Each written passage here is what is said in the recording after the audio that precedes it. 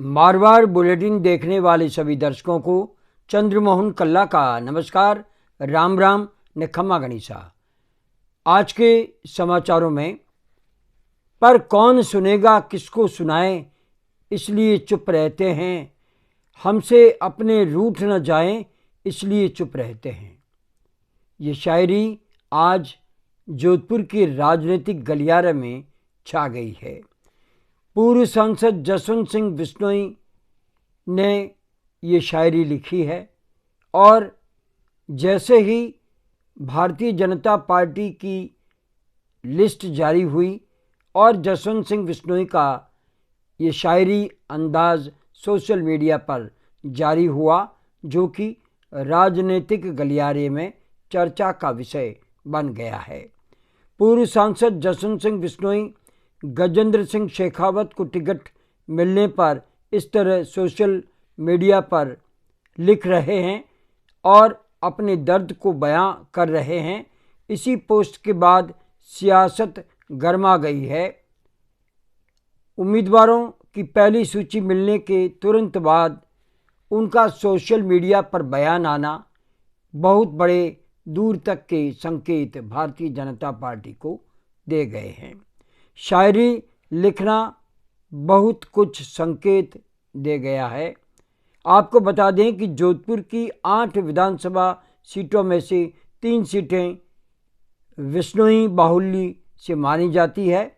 सियासी जानकारों का कहना है कि कांग्रेस जसवंत सिंह बिश्नोई को मोहरा बनाकर जोधपुर की सीट झटक सकती है। आपको ये भी बता दें कि कांग्रेस मौके की तलाश में है कि बीजेपी में बगावत हो, जिसका फ़ायदा कांग्रेस को मिले।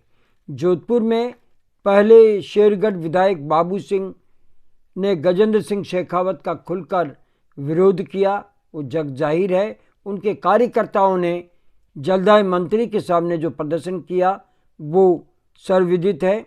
और आज जैसलमेर जिले के कुछ गांवों में भी पानी को लेकर के गजेंद्र सिंह शेखावत का विरोध किया गया, जब वे पोखरण क्षेत्र में दौरा कर रहे थे।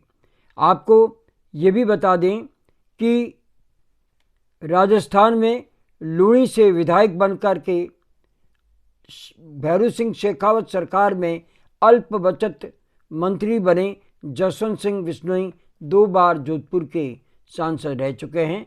वे 1991 में बद्री राम जाखड़ को हरा करके सांसद का चुनाव जीते थे और 1998 की अगर हम बात करें तो वे उस समय लगातार सांसद बनने का गौरव प्राप्त कर रहे दिग्गज नेता अशोक गहलोत के सामने मात्र 5,444 मतों से हार गए थे। उसके बाद में उन्हें सांसद का टिकट नहीं मिला। आपको ये भी बता दें कि जैसे ही उन्होंने शायरी अंदाज में सोशल मीडिया पर लिखा तो उनके समाज के लोग, उनके प्रशंसक ये दबाव बनाने लगे कि जसवंत सिंह बिश्नोई चुनाव लड़े। जसवंत सिंह बागी बनकर निर्दलीय चुनाव लड़ सकते हैं। क्या कुछ समीकरण बैठते हैं, आने वाले कुछ दिनों में ही हमें पता चल जाएगा। उनकी पोस्ट पर कई तरह की प्रतिक्रियाएं सामने आ रही है, लेकिन शनिवार की रात 2 बजे उन्होंने एक पोस्ट और जारी की और इस पोस्ट में जसवंत सिंह बिश्नोई ने फिर ये कहा कि अब अगली पोस्ट चुनावों के बाद आएगी, ये मेरी अंतिम पोस्ट है। इससे भी कई तरह के संकेत मिलने लगे हैं कि जसवंत सिंह बिश्नोई चुनाव लड़ सकते हैं। अब वे चुनाव निर्दलीय लड़ते हैं या पाला बदलते हैं, कांग्रेस में आते हैं, इसी का इंतज़ार शायद कांग्रेस को भी है और जसवंत सिंह बिश्नोई के समाज के लोगों को भी इसी का इंतज़ार है कि कहीं वे निर्दलीय खड़े होकर के गजेंद्र सिंह शेखावत का समीकरण बिगाड़ न दे और जीत की ओर भी वे बढ़ सकते हैं।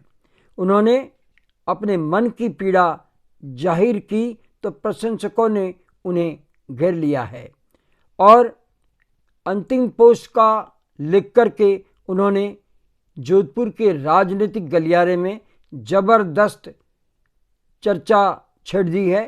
और एक बार जिस जसवंत सिंह बिश्नोई को अंधेरे में डाल दिया गया था, भारतीय जनता पार्टी उन्हें भूल चुकी थी, जबकि जसवंत सिंह बिश्नोई ने जोधपुर में खूब काम करवाए और वे सभी से मिलते थे, साधारण व्यक्तित्व के धनी थे। और जसवंत सिंह बिश्नोई गत 2 चुनावों में गजेंद्र सिंह शेखावत का समर्थन करने भी उतरे थे और उनकी जीत में, यानी गजेंद्र सिंह शेखावत की जीत में जसवंत सिंह बिश्नोई का भी बड़ा हाथ रहा है। वे भेड़ ऊन विभाग बोर्ड के चेयरमैन भी बनाए गए थे, लेकिन इस बार वे चुनाव लड़ना चाहते थे और हाईकमान को इसकी इतला भी दे दी थी। और जिस तरह के समीकरण जोधपुर में बन रहे थे, उसमें जसवंत सिंह बिश्नोई फिट बैठ रहे थे या नहीं बैठ रहे थे, ये ज़्यादा हाईकमान भारतीय जनता पार्टी जानता है। लेकिन फिलहाल जसवंत सिंह बिश्नोई बड़ा राजनीतिक फैसला ले सकते हैं, ये संकेत उन्होंने आज दे दिया है। आज बस इतना ही। अगला समाचार बुलेटिन लेकर फिर हाजिर होंगे। और इजाज़त लेने से पहले हम जानना चाहते हैं कि आपको ये चैनल कैसा लगता है। अगर आपको ये चैनल पसंद है तो इसे सब्सक्राइब करें, लाइक करें, शेयर करें और इस चैनल को बढ़ावा दें। अब हमें आज्ञा दीजिए। नमस्कार, जय हिंद, शुभ रात्रि।